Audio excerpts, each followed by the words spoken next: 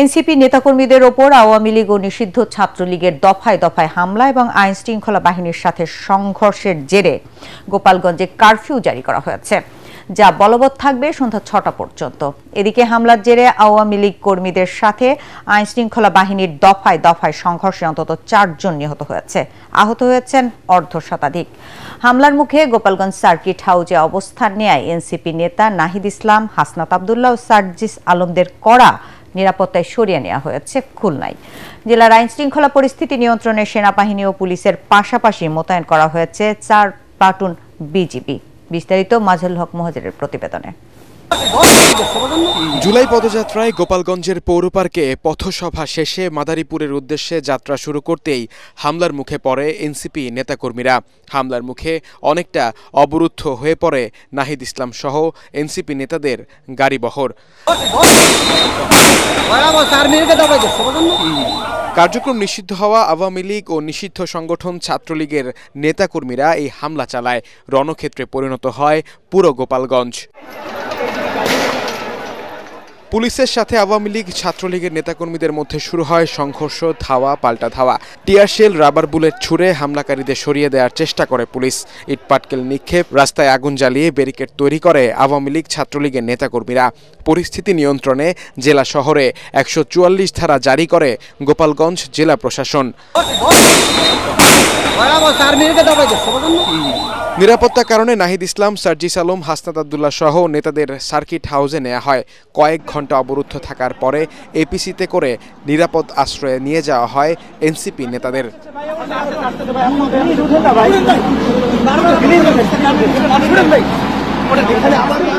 এর আগে এনসিপির আহ্বায়ক নাহিদ ইসলাম গোপালগঞ্জের পৌর পার্কে পথসভায় জানান, যে কোনো মূল্যে গোপালগঞ্জকে মুজিববাদ মুক্ত করা হবে।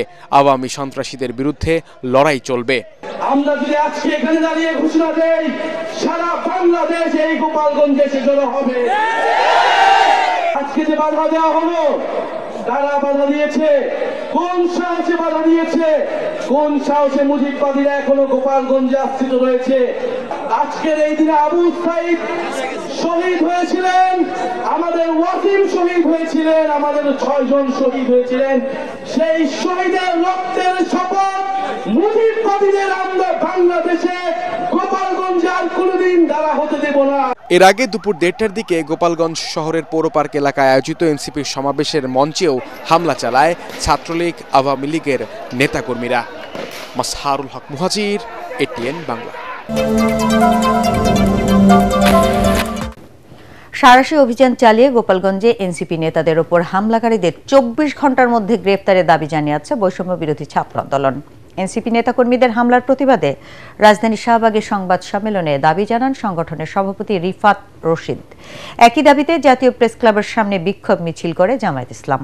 এছাড়াও গোপালগঞ্জে এনসিপির ওপর আওয়ামী সন্ত্রাসীদের হামলার প্রতিবাদে দেশের বিভিন্ন স্থানে তাৎক্ষণিক ব্লকেড ও বিক্ষোভ কর্মসূচি পালন করে এনসিপি নেতাকর্মীরা।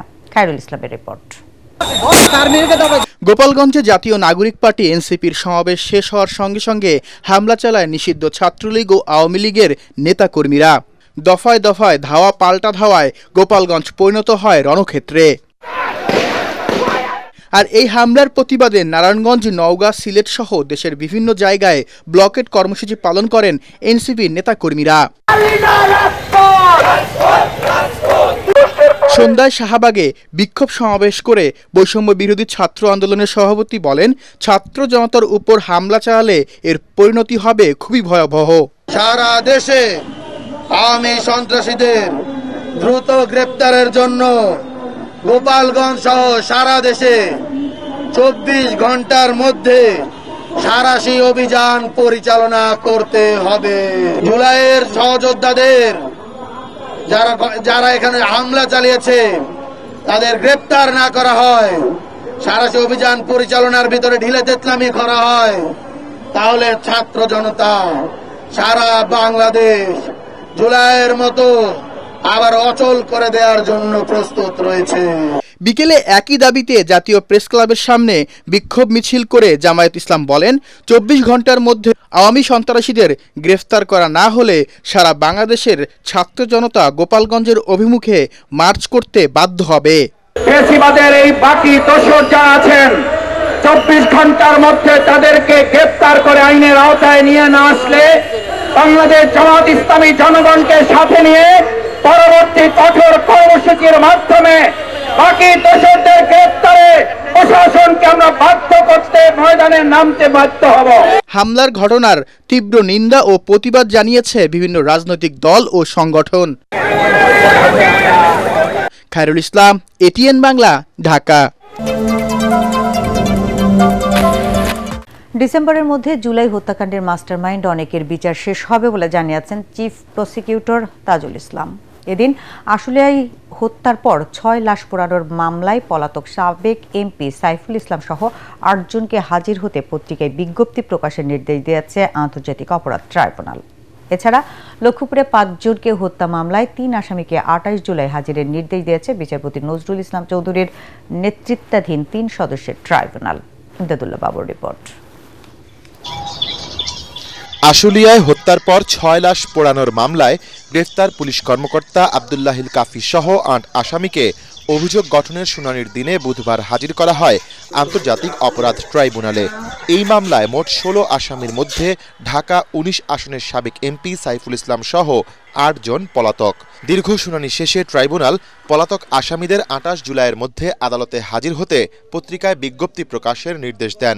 অন্যথায় তাদের অনুপস্থিতিতেই চলবে মামলার বিচার। যারা পলাতক আসামি আছে সেই 8 জনকে আগামী 28 জুলাই তারিখে আন্তর্জাতিক অপরাধ ট্রাইব্যুনাল নাম্বার 2-এ হাজির হওয়ার জন্য নির্দেশ প্রদান করে পত্রিকায় বিজ্ঞপ্তি প্রকাশের জন্য নির্দেশ দিয়েছেন।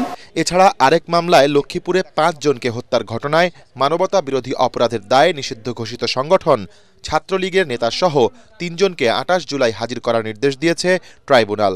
নতুন আরেকটি মামলায় আন্তর্জাতিক অপরাধ ট্রাইব্যুনাল নাম্বার 2-এ দাখিল করা হয়েছে। 3 জনকে ইতিমধ্যেই গ্রেপ্তার করা সম্ভব হয়েছে। আগামী 28 জুলাই তারিখে আন্তর্জাতিক অপরাধ ট্রাইব্যুনাল নাম্বার 2-এ তাদেরকে প্রডিউস করা হয় এবং সেই দিন থেকে তাদেরকে এই মামলায় গ্রেপ্তার দেখানোর জন্য আদালত নির্দেশ দিয়েছে। তিনি আরও বলেন, আন্তর্জাতিক অপরাধ ট্রাইব্যুনালে জুলাই মানবতা বিরোধী অপরাধের ঘটনায় আনুষ্ঠানিকভাবে 2টি মামলার বিচার কার্যক্রম শুরু হয়েছে। শেখ হাসিনা, আসাদুজ্জামান খান কামাল, চৌধুরী আবদুল্লাহ আল মামুনের বিরুদ্ধে সাক্ষ্য গ্রহণ শুরু হবে 4 আগস্ট। আরেক মামলায় 11 আগস্ট সাক্ষ্য নেওয়া হবে সাবেক ডিএমপি কমিশনার হাবিবুর রহমান হাবিব সহ 8 আসামির। এছাড়া জুলাই গণঅভ্যুত্থানে প্রথম শহীদ আবু সাইদ হত্যার বিচার শুরু হতে যাচ্ছে আগামী মাসে। বিচারের সার্বিক অগ্রগতি সম্পর্কে গণমাধ্যমকে চিফ প্রসিকিউটর জানিয়েছেন, দ্রুত গতিতেই চলছে বিচার কাজ। জুলাই বিপ্লবের বিপ্লবী এবং ভিকটিম পরিবারকে আশ্বস্ত করতে চাই, আন্তর্জাতিক অপরাধ ট্রাইব্যুনালের তদন্ত সংস্থা, প্রসিকিউশন, আদালত সবাই এই জাতিকে একটা ন্যায় বিচার উপহার দেওয়ার জন্য একনিষ্ঠভাবে কাজ করছেন এবং যে গতিতে বিচারটা এগুচ্ছে ইনশাল্লাহ আগামী ডিসেম্বরের মধ্যে বেশ কয়েকটি মামলার বিচার কার্য সমাপ্ত হবে এবং এর মাধ্যমে হয়তোবা প্রধান যারা পারপিট্রেটর ছিলেন তাদের বিচার কার্য হয়তো সমাপ্ত করা সম্ভব হবে। আন্তর্জাতিক মানদণ্ড অনুসরণ করেই মানবতা বিরোধী অপরাধের তদন্ত ও বিচার চলছে বলেও জানিয়েছেন চিফ প্রসিকিউটর। ইমদাদুল্লাহ বাবু, এটিএন বাংলা, ঢাকা।